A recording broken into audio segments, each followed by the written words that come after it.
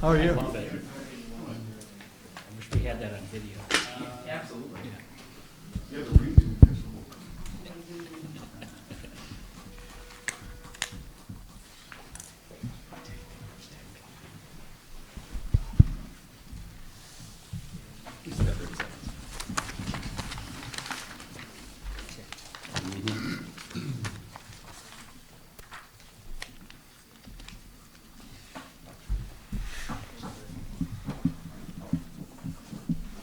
Maybe get a countdown clock. Oh, that'd be good. Roll those off. It's like the drag strip. Yeah, there you go. Lights? Jeff jumps out with a flag.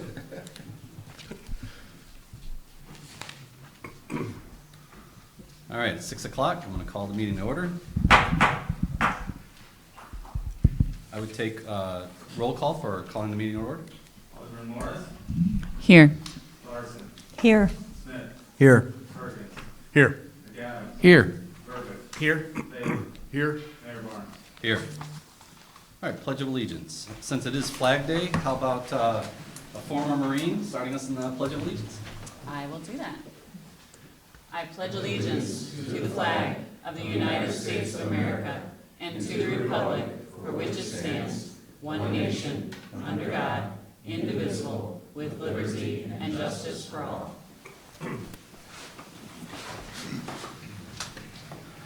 All right, item number C, approval to the agenda. I would take a motion to approve the agenda. So moved. Second? Moved by Alderman Smith, seconded by Alderman Favor. Hearing no modifications, discussion, or changes, I would take, roll call, City Clerk. Morris, Here. Larson, Yes. Smith, Yes. Perkins, Yes. McAdams, Yes. Burbick, Yes. Favor, Yes. Mayor Barnes. Yes. Item letter D, public participation. City Clerk, do we have any submissions? Yes, Mayor, Thomas Riley. All right, wonderful. Yep.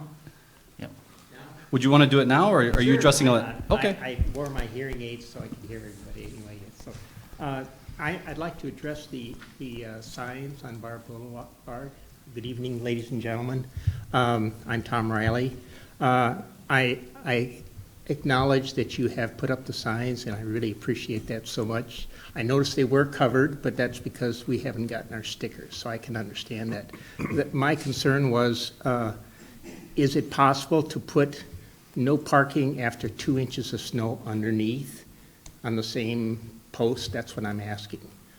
Because it doesn't have to be done now, it could be done in the fall. I just don't want it too cold for somebody to put up the signs in the cold weather. That's all I'm asking for. So if you would address that at some point, I'd appreciate it so much. City Manager Nicholas? We'll address that, Tom, and whether it's right under the sign, we don't want a lot of extra signs on the street, or whatever works out best so that people can see it, and also that it won't multiply signs unnecessarily. Okay, just wanted to check. So thank you so much for your time. You betcha. Any other submissions, City Clerk? No. Okay. Moving on to item number E, presentations, DeKalb Police Department 2020 Annual Report. Thank you, Mayor. I believe everyone had a chance to at least glance through the annual report. This is the 2020 report, and I'm just going to offer a few overall comments, and Chief Byrd is here and is happy to answer any specific questions you may have. As you well know, as everyone in this room is aware, 2020 was an eventful year. Pandemic, social justice movement, which demanded our attention and we gave our attention to, and affected the police department in a number of ways, including changes in procedures and accountability and transparency, but also support to those who wish to express themselves, marching and so forth, and do so peacefully. The report addresses those matters, but also addresses some conventional summaries that are, or categories that are often in such a report. And as you know, there's several different breakdowns of crimes, Part 1 and Part 2 crimes, which are explained in detail in the report with respect to violent crimes and property offenses, which are generally speaking the Part 1 crimes. There was a 4% increase. But I think that belies a leveling in most of the crime categories in the Part 1 chart that is in the report that was experienced. So I think I recommend that you read through these at your leisure. And if you have any questions, either I or Chief Board will be happy to answer them. The steps that were taken to heighten accountability are outlined in the background to the agenda tonight and also in the report itself. One thing that wasn't discussed in great detail, but which we've discussed here, is how to expand the hiring and promotional processes so that there is more attention to those that maybe aren't in the conventional path to be a police officer, but might be interested in becoming a city employee and a city police officer. And I could say in that regard that Chief Byrd, in the short time he's been with us, has been very assertive in his efforts personally and his command staff in reaching out and expanding our appeal to diverse populations that heretofore might not have taken us into consideration as they're looking to start a career. So targeted recruitment efforts are certainly underway. At this point, I think I'll just stop. There's a lot of information here, and whether tonight or in the future, as you have questions, we're happy to answer them. Chief Byrd, do you have anything you want to add?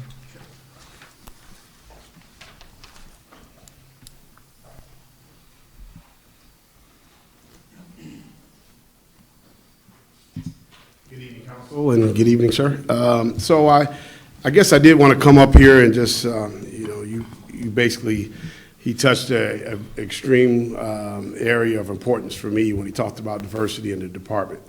So we, the department and also the Police and Fire Board, we interviewed 50 candidates over the last 3 or 4 weeks, and we were able to get some extremely talented young people to put in to wear the DPD blue, as I tell them. And there were 10. The top 10 is amazing. I'm just going to be upfront and tell you, I love this top 10.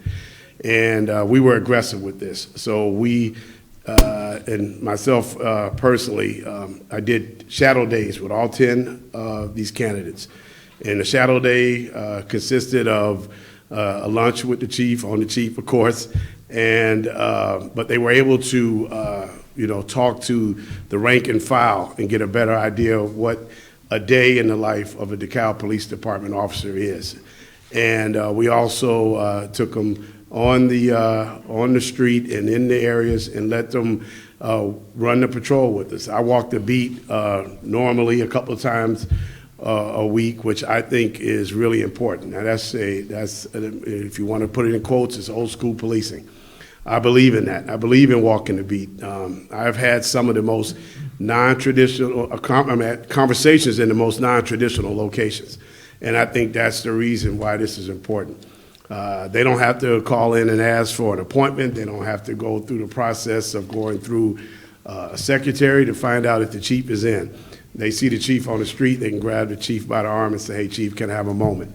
And I think that's important. And I took these young candidates on these walks with me just so they can get a taste of what the community is like. We went into a barbershop, Rock's Barbershop. I brought a couple of candidates in there with me. We sat down and had some extreme, serious conversations just about life in general, not all about law enforcement. But I think at the end of the day, to each one of them, before they left for that shadow day, they were extremely impressed with what we did at DeKalb Police Department. They couldn't believe that we were putting so much emphasis on them, and I think that was important. And to speak about the diversity, in this top 10, there are 3 females, there are 3 African Americans, and there are 2 Hispanic and 5 Caucasian. And I think that is what we're looking for. And I explained to them, and I talked to City Manager Nicholas about this, When I walk into a roll call room, I want to see a picture of humanity. That's what I want to see. So everyone is represented, and I think we're on our way to doing that. And like I said, as far as the annual report, the guys, worked extremely hard through a pandemic, which is unprecedented to be working in that type of atmosphere. And I want to tell you that although there were some serious incidents that occurred, there was swift justice, meaning that there were arrests made in a timely manner. And I think that is also bodes well for the department and the rank and file of the hard work that they do on a daily basis. And I will tell you that they work extremely hard every day. I see them in the police department. I walk through the building with them. I see them on the street. I hear them. I know how hard they're working on a nightly basis. And I just wanted to say that in an open forum, that I am excited and I appreciate all the hard work that they're doing and all the hard work they will continue to do for the city of DeKalb. Thank you. Questions at all, council? Or comments on the report? Alderman Sir. Favor. I just want to say quite a year, and looking over the annual report, just all the detail that you and the staff have put into that, I think it makes it quite clear. One of the things that I was surprised to see is the amount of training. I think it's 3,800 hours, and if I do my math right, that's over 55 hours per officer. Just amazing the amount of training that was undertaken this past year. I would give kudos to Interim Chief Petrogallo and Interim Chief Riddell, for the past year. The other thing I thought was just amazing and fantastic about the brochure, the annual report, just the pictures of the officers interacting in the community, just the positive pictures of the officers and just that relationship with the community that we desire. So Yes, sir, and I agree with you. Believe me, I take no credit for this. This is Commander Robert Riddell did an amazing job, taking over. And like I said, I'm just trying to take this torch and make the next run. So, and I have had nothing but unbelievable support from him and, of course, all the other commanders. And like I said, complete support from the rank and file and everyone in the building, not just sworn, but civilian personnel as well. And we have started out at a pretty good pace here. We're really excited about what's in front of us. We're excited about the future. We're excited about the community relations with the department. And I think we have the proper plan in place, and now we just had to action it up and do it. great. Thank you so much. Look Thank you, forward to talking with you as well. Thank you, sir. Other questions? Alderman Smith. Sir? Chief, are these lateral transfers or new hires? These are all new entries, so new hires. There were 5 laterals that we are considering, but as I'll tell you exactly what I told the investigators. I told them when they conduct these background checks on any applicant, whether it's a lateral or whether it's a new entry, that we will not compromise the department in any way. So if there are derogatory information in their background that we deem to be unacceptable, I did not want to compromise not just the police department, but of course the city of DeKalb. And they understand that, and those are the marching orders, and they're going forward with that posture. So, Great job, Chief. Thank you, sir. thank you. Yes, Alderman Morris. Ma'am. Alderperson Morris.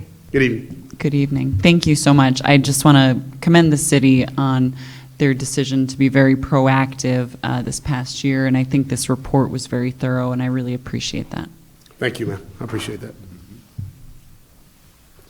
I assume the police report will be online on our website for everyone to be able to take a look at? Yes, sir. Awesome. Second, I spoke to one of your officers today, and listening to him talk about you bringing the new recruits out there, getting them to meet the people of our community, got a lot of positive feedback from that. They thought it was a great idea, so those that come onto the force know who they're going to be working with and know the community they're going to be in. And that, I would assume, is just going to help with retention of those individuals as well. So it was just neat to hear it from one of your rank and file, talking about what a positive and good idea that was. Yeah, and I'll tell you right now, I'm a little anxious about putting it out in open forum because no other police department has done this. Yeah. And I hope they don't steal our idea. So, for a while, I was kind of holding that close to the vest, but it's important that I wanted you to know the steps we're taking, just to make sure that we have a diverse but relevant and a department that is integrity-filled. And I think that's important. So I just took the risk in letting the other departments pick up and jump on our bandwagon, but that's fine. So we'll take that as it goes. So. Yep. Last thing to follow along with what Alderman Favor was saying too, make sure you pass on behalf of council that how much we appreciate former acting chief Bob Riddell, the work that he put in. I'm sure he was juggling multiple jobs. He was trying to do a lot. The department needed a leader at the time, and it was great he was able to step up and do that. So just make sure you let him know that we really appreciate all the efforts that he spent during that time. I surely will, sir. All right. Thank you, Chief. Thank you. Thank you. All right. So moving on to item number F, appointments. So appointment of Fire Lieutenant Noah Millard, firefighter paramedic Don Zuninga, Assistant City Manager Josh Bolt, and Fire Chief Jeff McMaster to the Ground Emergency Medical Transportation Committee. Do I need a motion to bring that? Or is this? It's an appointment. So, it's your appointment with the concurrence of the council. so no motion required. Okay. City Manager Nicholas. This is pretty straightforward. The collective bargaining agreement between the city and Local 1236 calls for the creation of this committee. 4 people, equal number of members of the bargaining group and the city, to assure that they're going to have to fight it out to reach a common ground. And this is focused on one very specific thing, but it's an important new part of our general revenue, and that's the GMT monies, and they're dedicated for the fire department. Any questions or comments, council? All right. Moving on to consent agenda, or item number G, consent agenda. You all have that in your packet. It consists of item number 1, the minutes of the regular city council meeting of May 10th, 2021. Item number 2, the minutes of the regular city council meeting of May 24th, 2021. Number 3, the minutes of the special city council meeting of June 1st, 2021. And item number 4, accounts payable and payroll through May 24th, 2021 in the amount of $1,901,975.17. I would take a motion to bring this to the floor. So moved. Second. Moved by Alderwoman Morris and seconded by Alderman Verbeek. Discussion? Roll call. Larson, Yes. Smith, Yes. Perkins, Yes. McAdams, Yes. Verbic, Yes. Favor, Yes. Morris, Yes. Mayor Barnes. Yes. Motion carries. Agenda item H, public hearings. We have none. So moving on to agenda item I, considerations. Item number 1, consideration of an amendment to Chapter 7, Section 7.18, water rates, and Section 7.18-6, water service fee. Can I have a motion to bring this to the floor? So moved. Second? Moved by Alderman Perkins, second by Alderman Favor. City Manager. Thank you, Mayor. As you can see by the note at the top of this item on the agenda, our Director of Utilities and Transportation, Brian Favor, and I were agreed that what was an impending and automatic increase in the water bills to the tune of about 2.6% cost of living increase ought to be discussed with the general public, with you, the general public looking in. This is something that through past council action was baked into our ordinances. It was to be automatic. This council may decide it still should be automatic. What we're proposing here tonight, and we put a lot of background in here, is that annually we we remind the council these are things that can just kind of happen without a lot of fanfare, that any increase in fees, taxes, or other exactions on our general public ought to be discussed, and certainly people ought to be aware of them. So I've given you a lot of background in this, and I thank Brian Faber for a lot of help on this. What would happen on July 1st, if the council concurs that we ought to stay with the cost of living increase, is that on the average, and you know, homes will vary depending on their water use, size of the family, businesses obviously would be otherwise affected, but what we're looking at is about $11.63, not per month, but per year, in the basic water fees that go for the offset of all the system work that's done by our operating employees. And it also has an impact, this increase, on the amount of money that might be available to be transferred annually to our water capital fund. And without going into more detail than we already have in the background, I think the council's aware, maybe the public isn't, so I'm just going to say that there's been a commitment for the last 4 years to take some of the general revenue and transfer it to our water capital fund so that we can make a more aggressive work of what's required every year to keep our water system operating smoothly, but also to replace old and failing infrastructure. We've talked about infrastructure, whether it's roads, water, storm sewer, a lot here in the last couple of years. And the council did create I think, a very positive transfer opportunity. But again, that's something that would be automatic. How much goes from one fund to the other, though, is up to you as part of the budget process. So this year we're looking at a couple $1 million that are going to be invested into the water capital upgrades. And there's a transfer that will go from the water fund into the water capital fund. And that transfer is somewhere in the vicinity of about, getting the wrong fund, sorry, bear with me, of about $2.5 million. So we're playing a little bit of catch up. We're still putting a large amount in. We are proposing to spend roughly an equal amount both on water main replacement and other system improvements, hydrants and the like. So that's the picture. You might ask a number of questions. In the public, I have asked some questions. How do we compare with our fee, our base fee, with other communities that we consider to be our comparables? And if you look on page 7 of the background for you tonight, you can see what some of the trends have been in our system. And if you look on page 9, you can also see how we compare. Actually, we're on the lower end of the fees that are charged by such places as Geneva, Elburn, Maple Park, Sycamore, St. Charles, Genoa, and Cortland.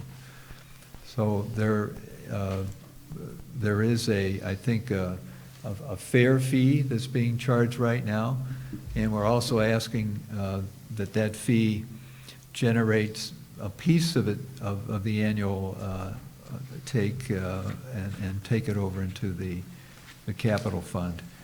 Another important thing to look at is that our sales, what's actually billed, the overall water sales, have been going down, and have been going down for some time. And there are several reasons for that. Part of it is, from an environmental standpoint, good news. People are using more water-saving devices, toilets. We're encouraging people all the time to use less water, don't leave the water run, and there are a lot of national and state campaigns that support that as well. People are taking it seriously, so that's good overall for the environment. It's not so good for the water income that we have been counting on. And then another thing is, frankly, as the student population has decreased and declined over the years at NIU, there's less people, less users in the dorms and around the community. So those two, there are other factors, but those two are major factors in the fall. So if the gallons that are pumped are going down, except for the offsets that we're getting right now in the commercial side, industrial side.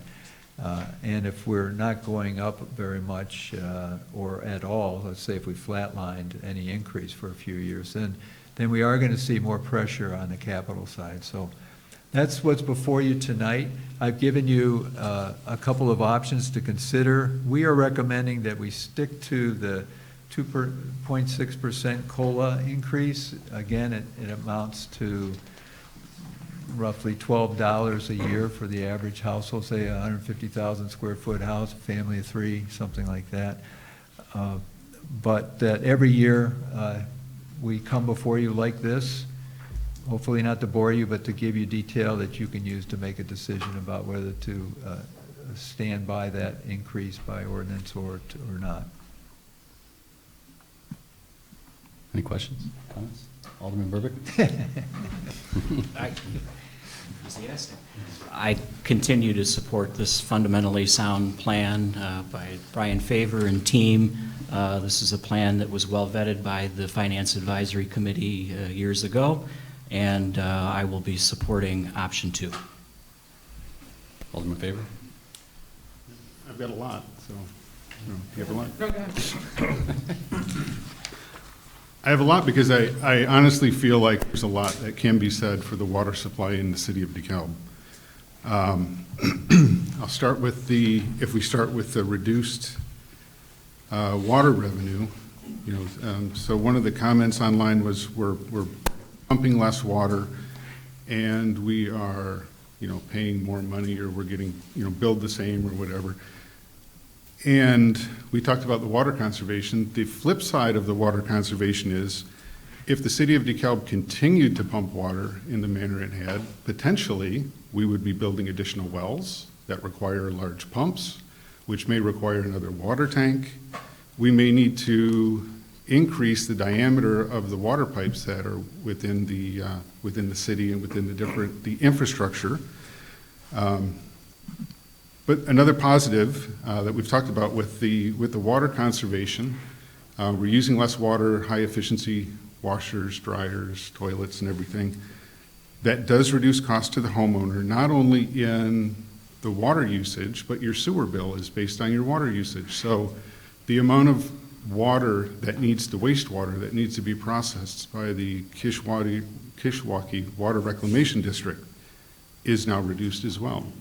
So they don't have to buy extra infrastructure, and they don't have to overbuild their system that will become a larger burden in the future. As we're talking about, the cost of increase is a 2.6%. The cost, the example, I don't know if it's stated in the background here, but if you look at the projects, 4 years of projects was about twice what the city's going to do for one project this year. So the cost of the individual projects are going up every single year. And that's the cost of materials. If you've built anything in the last 12 months, the cost of materials have just skyrocketed.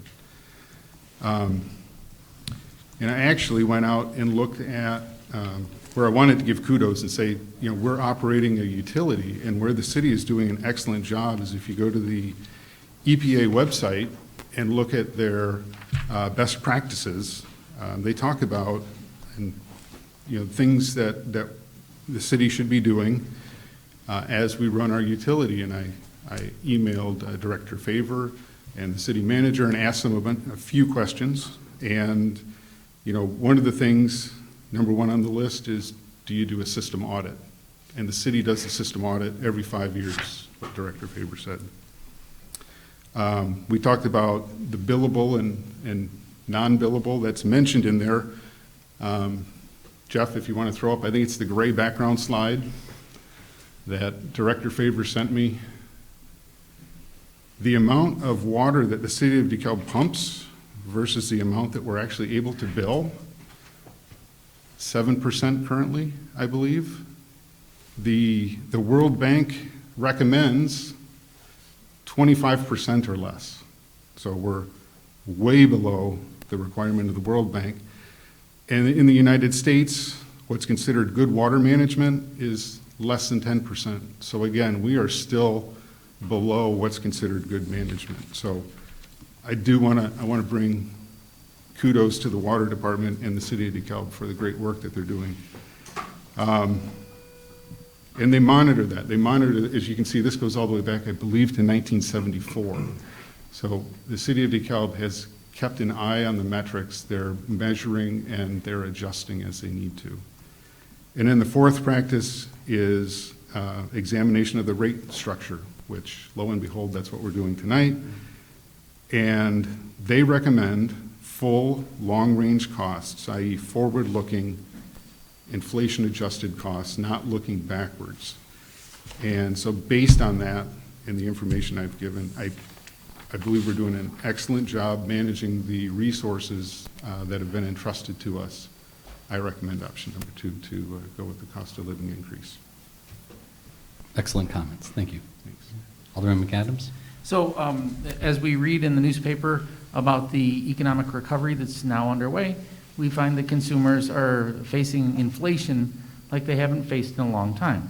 So one of the things I thought about postponing the water rate was that maybe we could take a look at the impact of inflation on the consumers in the city and see if we can, I realize it's a marginal rate increase, 2.6%, but if we can save a little bit of money for the consumers in the city as they face higher prices and everything else, I wonder if we can make a small gesture towards the economic recovery of our residents. And so as I read through this, I have no problem with the increase, but I wonder if we can't postpone this for a few months until we see where the recovery leads us, where inflation leads us. The Fed said that they expect inflation to be curbed in 6 months to a year, and I agree with that analysis, but that is obviously just an analysis. So I was wondering if we could consider maybe postponing it until we knew those numbers and could have a better understanding of how the economic recovery is going. City Manager. So, as you're all aware, the national inflation numbers are based on certain assumptions about what the average shopping cart is for people, and there have been increases in certain foodstuffs and dry goods and other things that are well in excess of the 2.6. But what it is, it's an homogenation and it's an averaging and so forth. Utility side is typically you read what you go to the CPI online and what is it made up of and so forth, is a smaller piece. So I can't tell you off the top of my head, forget the 2.6 here, but let's say that overall piece is 5% of the 100%, that is the makeup of the CPI, and that goes up 2.6%, and something else goes up 11%, and then there's something got to go down. We know, for instance, what's happening if you've been to the pump recently and filled your car, you know what's happening on that piece. But in terms of foodstuffs, there are also shortages in supply. So here's what my point is.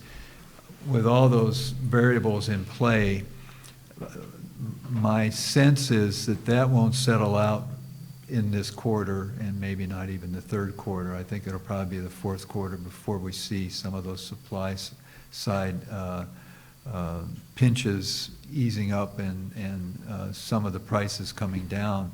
But you know how that goes. They don't ever get down to where they started at the beginning of the year. So we'd be postponing it basically for the year, just so the council would know if we really want to get a fix on what the averaging is, what an appropriate averaging is. Alderwoman Morris? I feel like the most prudent choice is to go with option 2 and to try to keep pace with inflation rather than play a catch-up game as we experience it in the future. If we postpone it now, we're going to have to pay more in the future. So I think it's more important that we keep pace currently. Alderwoman Larson? And a lot of the disposable goods are things we can choose to buy or not buy for our inflation, but I don't think anyone in this room would want to turn on their tap and have brown water or no water come out. And so to me, I think to be proactive and to have funds available to keep our water supply safe and clean, I think number 2 is the choice I would make. Thank you. Alderman Perkins? What was included in the budgeting process? We figured on the low end, probably about a 2.5% inflation rate, and 2.5 to 3. It's, you know, I was really in the fall of 2020. It was a wild guess, I suppose, but we were figuring that what information was available to us, that the rebound would be sometime in the second quarter. Well, it is, but we didn't know it was going to leap straight up. So that was about right. So what we're covering here is basically what we projected in the budget. That's my big thing. So we'd be acting in the same way that we planned it, pretty much. Okay. Alderman Smith? I'll go a little farther here. We rely on water for our fire department, and I think one thing we forget is this plan was in place for our fire insurance. Chief Wright, our annual insurance review, it looks at our water supply and what our long-term plans are for our water. People could see in their home insurance go the other way if we don't keep consistent with improving our water systems. So this minor increase could be drastically offset by insurance costs that we wouldn't have any control over. So I think I'm for option 2. I think we need to maintain and go forward. We're at a good place with this. Thank you. And you're referring to the ISO rating, which the Insurance Services Organization, which rates us every so many years, and water. Obviously, to have the water supply is important, but also to have reliable mains in the ground. And as we've been talking here tonight, a portion of this increase goes into the capital side. Yes, ISO, that very long form. Thank you. Alderwoman Morse? In addition to that, I think it's important to acknowledge that if we keep pace currently and make this choice now to ensure that our costs reflect the cost of repairs, what we do is we ensure that we don't in the future have to tax in order to offset this cost. So we give people the choice to water their lawns and how they choose to use their water as it goes. And I think what that does is it puts the price where you feel it rather than increasing our taxes later, which we know everyone doesn't want. City Manager Nicholas? One more macro thing, which is interesting, and 2 years ago, who'd have thunk this would happen? A lot of our capital money on the water side used to come from a lot of houses being built and water impact fees being assessed. We don't have that. We haven't had that for a while, really since 2006 or 7. And we're doing some houses, but 4, 5, 6, 10, that doesn't make much of a difference. What's happening is that we're seeing from the commercial and industrial side more starts, more valuation, more wealth being built, which is a nice diversification, by the way, of our tax base. But also there are demands on our system because of these new starts. And as we reach out to the edges of our commercial and industrial zoned areas, there's going to be more capital expansion needed. And we spent $500,000, which is far less than half of the actual cost of the water main expansion and extensions to Facebook and Ferrara. The privates paid for the balance. But we have to keep that in mind. We have new capital as well as new capital investment as well as replacement of aging infrastructure has to be a part of our strategy for the future. Alderman Verbeek. And then hopefully that new growth in property taxes can offset any need to be able to go to our residents to say, we have these needs in our water system because of growth. Well, let's let growth take care of that. Any further questions or comments? Hearing none then, roll call, City Clerk. Consideration, no roll call? I believe oh yeah, it's my option. understanding is consideration. option 2 is leaving it as the city had previously set, so no action would be necessary. I'm just looking for your direction. Yeah, okay, so head nodding on option 2. nod. Looks like what I was hearing? Yeah, okay. Wonderful. All right. Moving on to agenda item J, resolutions. So Resolution 2021-045, authorizing an agreement with Belleful, Zur and Associates, Inc., BSNA, for the license and professional services for the Community Development Module in our Enterprise Resource Planning System, ERP, in an amount not to exceed $108,000. I would take a motion. So moved. Second. So moved by Alderman Smith and seconded by Alderman Verbeek. City Manager. Thank you, Mayor.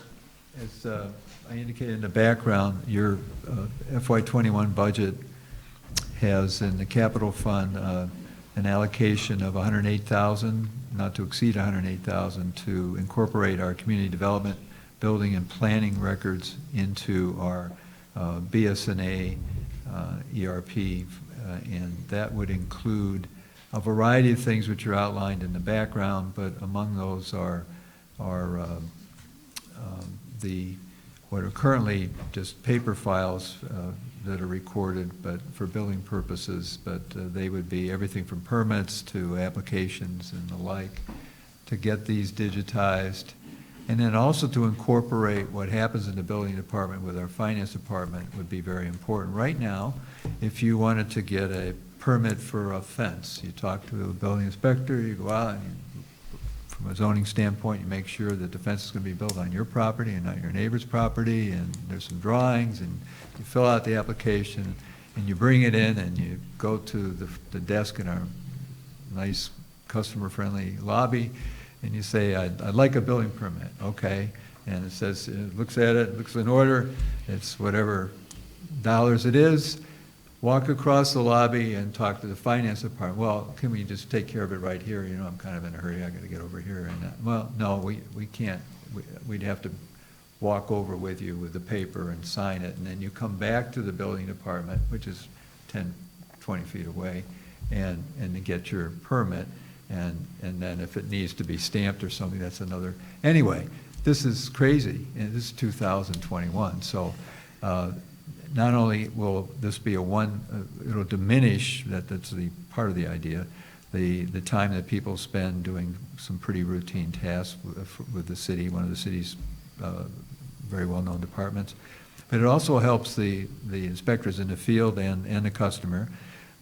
So you don't have to wait a couple days for something to be written up. The inspector can actually type in some notes from the inspection that was done, and it goes immediately into memory, and then you have that as a record. So we're high on the transformation that can be made here. This is something that was talked about 3 years ago. We have built up our capital fund to be in a position to be able to underwrite this, and we recommend it. Questions, comments, council?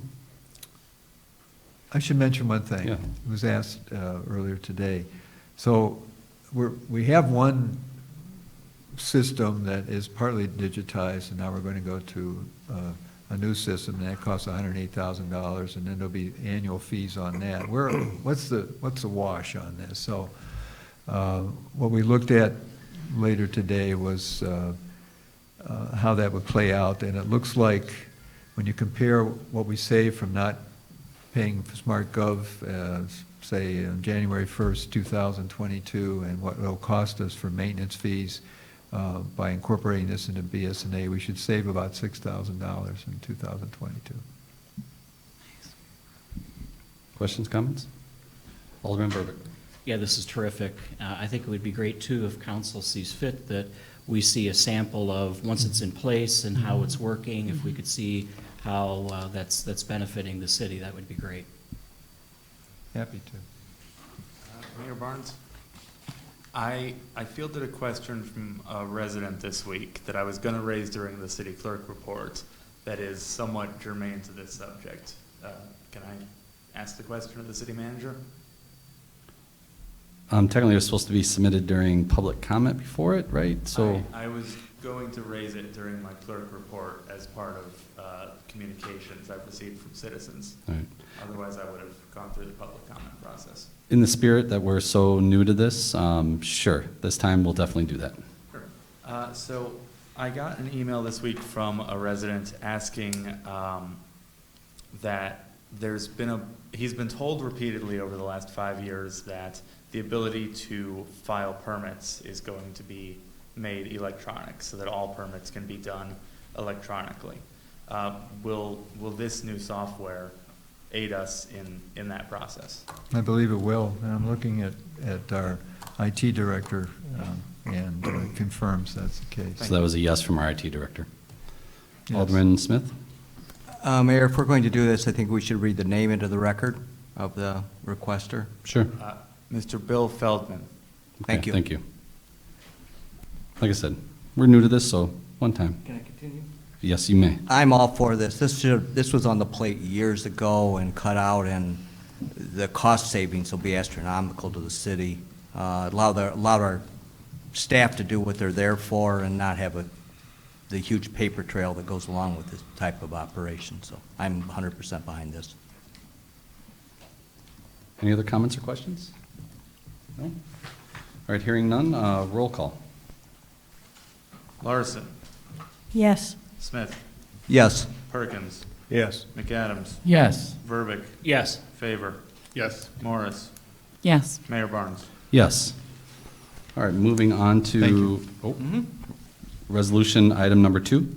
Resolution 2021-046, authorizing a hangar lease between the City of DeKalb and Commonwealth Edison Company for the former airport maintenance hangar at 2200 Pleasant Street.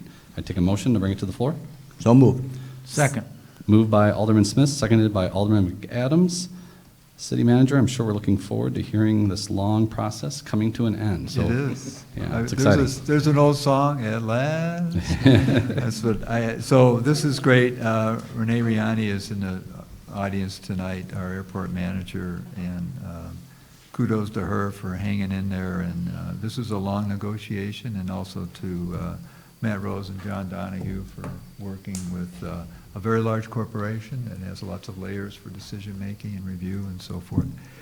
We have what's been our maintenance hangar. It's about 9,000 square feet in overall an area, of which about 1,000 square feet are part of a mezzanine layout.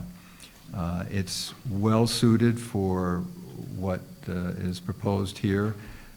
There is a contractor that works hand in glove with ComEd, does routine inspections, continual inspections on their overhead lines, and they had to move from their previous location a fair distance from the city of DeKalb, and they're very eager to find a place at our airport or in the vicinity, and they found it.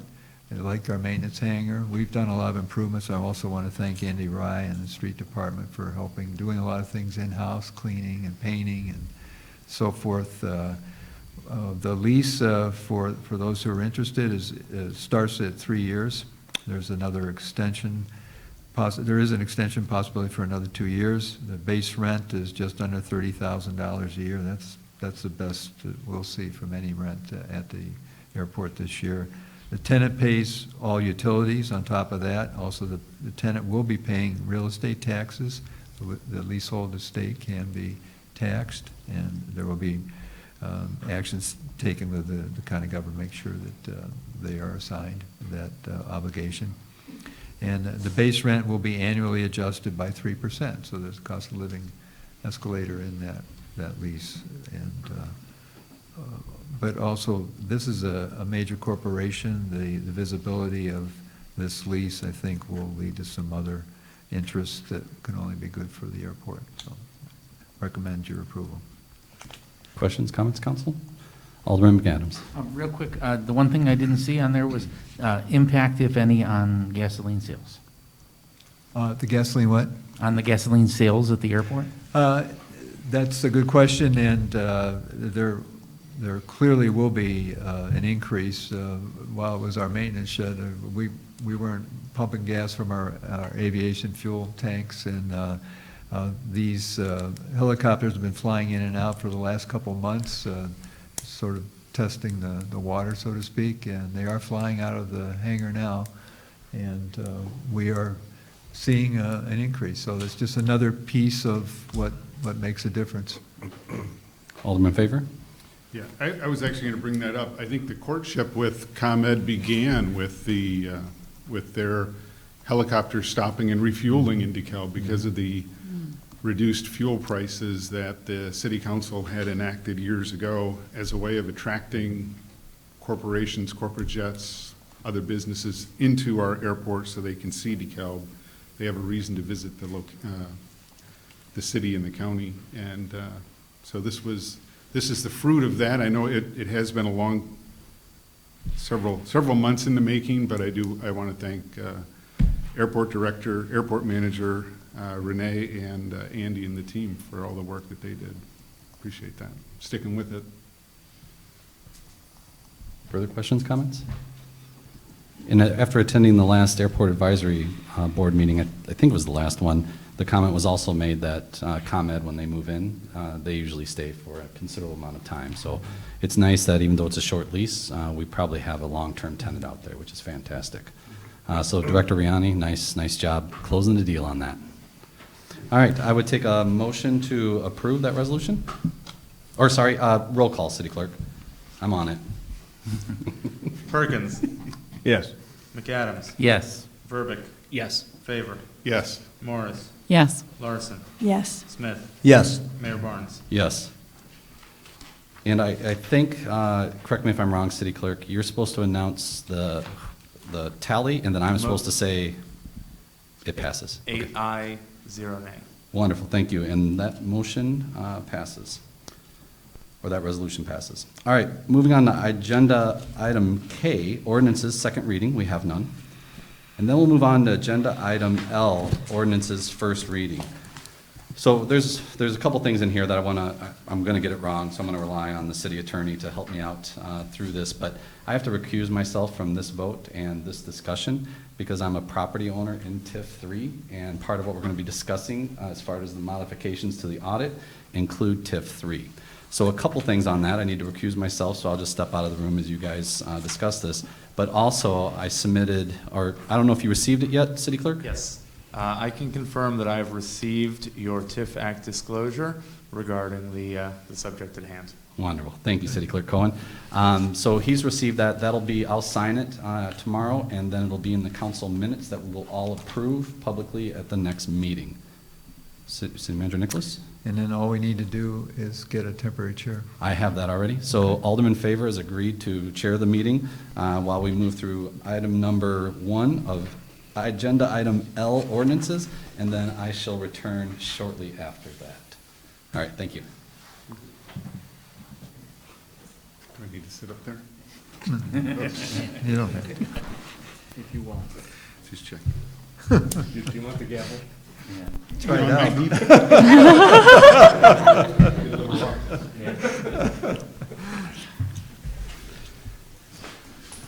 Item 1, ordinance 2021-019, amending the fiscal year 2020 city budget to conform to audited findings. Can I get a motion? So moved. Second? So motion made by McAdams, seconded by... Mr. Chair, I believe you need to specify what the motion is for. Whether to bring to the floor or to pass. Yep, I had a motion to bring to the floor for discussion. It was moved by... So moved. Second? So, made by Alderman McAdams and seconded by Alderman Smith. City Manager. Thank you, Acting Mayor. This is something that we like to do every year in advance of the presentation of our annual audit, which is going to occur at the next regular meeting, and something the auditors also recommend that we do, which is basically to clean up those line items that were over budget or dramatically under budget, for that matter, for authorized reasons. And there are only 5 funds that are affected here. Last year we had about a half a dozen, and the net balance change across all $101 million of our all the funds and all budgets was $10,637.30. That was a reduction actually. The 5 funds are detailed in your background. The special service area, we purposely dipped into the reserve a little bit because there had been a deterioration of the maintenance in the special service area 4. A lot of unforeseen work had to be done to clean up some cul-de-sacs. We did that work. It cost a little bit more to do that. The difference was about $3,000. The reserve is still in very good shape to proceed into this fiscal year, the 2021 fiscal year. TIF 1 fund, we had the second payment on the Ernst & Young TIF forensic audit, which had been booked in 2020 and needed to be paid out of the 2020 budget. We hoped to get all that up front, but it didn't happen. So bills were paid, and you have to assign it to the fiscal year in which those bills were paid. There was also a allocation out of the TIF 1 fund to help with the completion of our share for the lighting project at the airport. These airport projects, as many of you know, take many years in the planning stage, and then it depends on funding, and then when the funding's available, all of a sudden the job is done, but then it may take months, sometimes as much as a year for the final bills to come to us. So that's what happened here. Next year we may have another thing like this at the airport. It's just something that we can't do anything about. We just roll with the punches, and we record the spending in the appropriate fiscal year. The Capital Equipment Replacement Fund, this is an interesting auditing step. The lease payments that we had encouraged and still support are accounted for in a unique way. In the first year, but only the first year of a lease payment, the value of all those, the full value of the leases is booked. So instead of, say, $150,000, you have a much larger sum in the high 300s or 400,000. But offsetting that, which is a nice thing, so it doesn't adversely impact your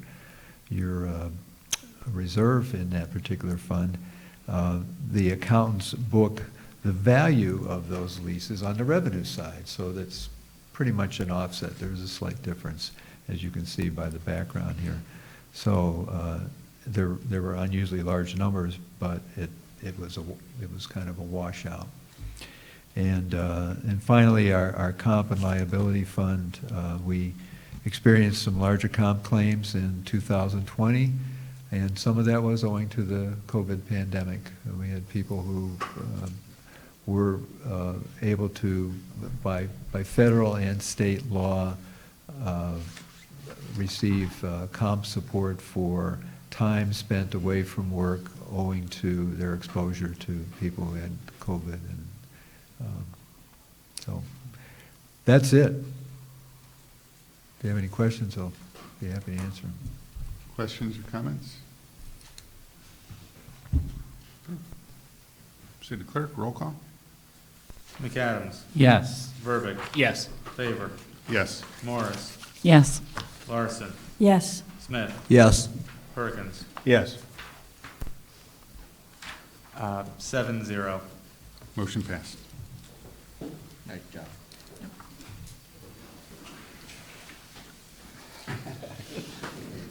Nice job, Alderman Favor. Thank you. Hopefully you didn't make me look too bad by crushing it. So item number, hang on, 2? Yes, ordinance 2021-020, amending the special use permit approved by ordinance 2018-003 to expand the equipment platform and antennas in relation to an upgrade to the T-Mobile communications equipment on top of the 16-story building at 507 East Taylor Street Plaza. I would take a motion to bring it to the floor. So moved. Second? Moved by Alderwoman Morris and seconded by Alderman favor. City manager. Thank you. It's pretty straightforward. The company T-Mobile is looking to expand and upgrade its service. Normally, they would just proceed with that, but in this case, having such antenna requires a special use permit, and in this case, an amendment to that permit, the existing permit, which applied to some work that was done in 2018 has to be done. There's some detail describing how the company intends to continue to obscure the antenna with some inventive mirroring of the upper atmosphere. And you can see by your background and also what's on the screen tonight, this conceal film really does do the trick. And there was a simulated view, here we are, of what it would look like without it and then what it would look like with it. I think that's before. That's in the backup materials now on the slide. Oh, okay. That's how it would look without the shielding, and I think in the backup material you'll see the after. Is that right? The T-Mobile, the one they have up now, has a film on it right here, so it's reflected in the sky, so it's concealed a little bit more than the other antennas. And the new ones are pointing out they'll be adding that tape to it also. Yeah. So the Planning and Zoning Commission reviewed their petition and liked what they saw, voted 5-0 to support council's approval, and it's before you tonight. There are a couple of conditions that are outlined in your packet. The antennas and the equipment will comply with the drawings that were presented and that the Planning and Zoning Commission reviewed.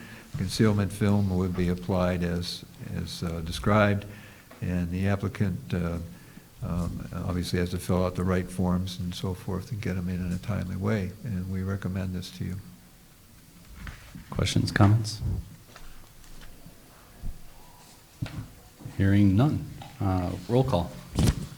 Alderman Verbeck. Yes. Favor. Yes. Morris. Yes. Larson. Yes. Smith. Yes. Perkins. Yep. McAdams. Yes. Mayor Barnes. Yes. 8-0. All right, that ordinance passes. The petitioner did request waiver of second reading. I move to waive second reading and approve. Second? So it was moved to waive second reading by Alderman Favor, seconded by Alderman Perkins. Questions, comments? All right, roll call.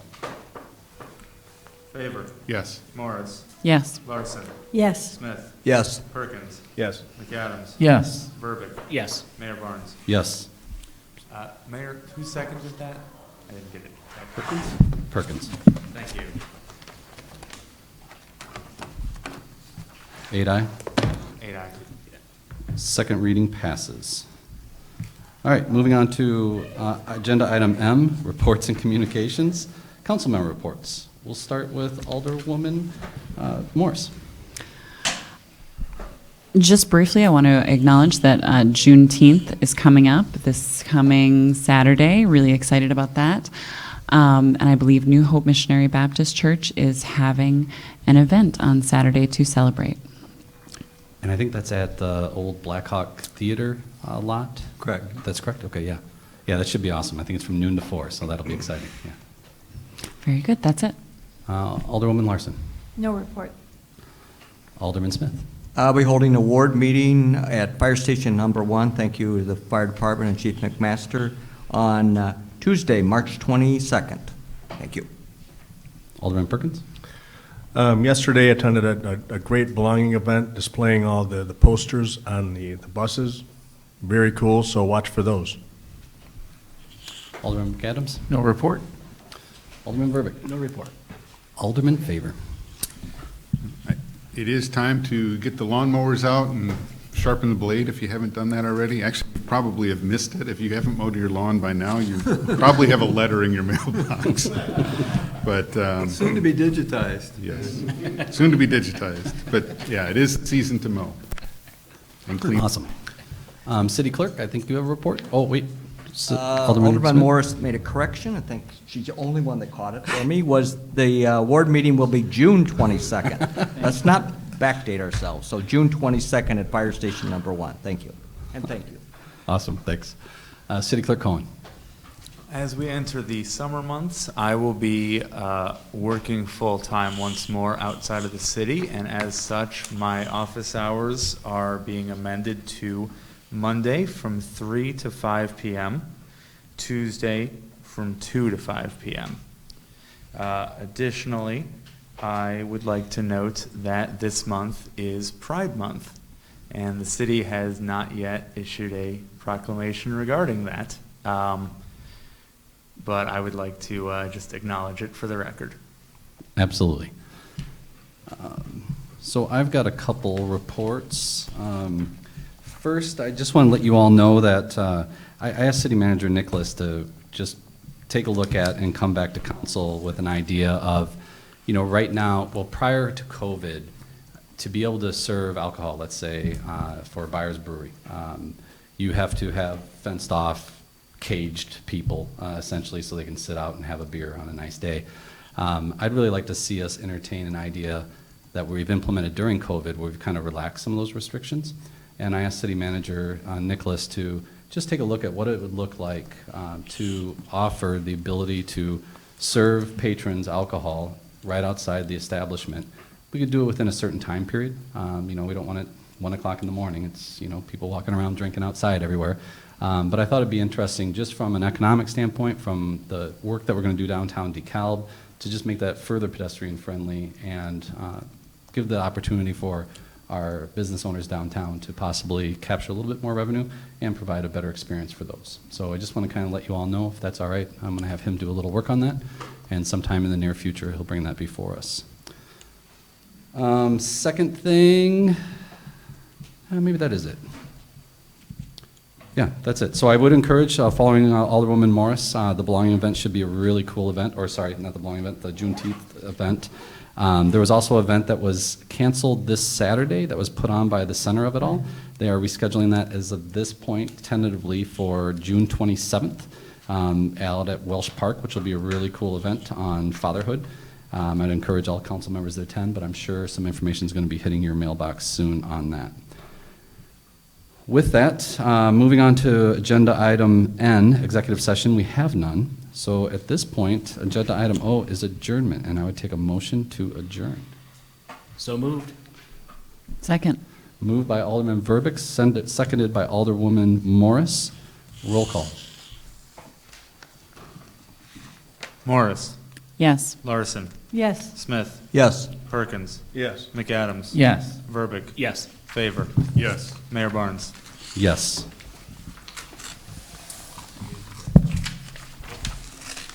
I guess that's it. We're adjourned. Thank you. Ta-da. We're getting really close. Oh, no.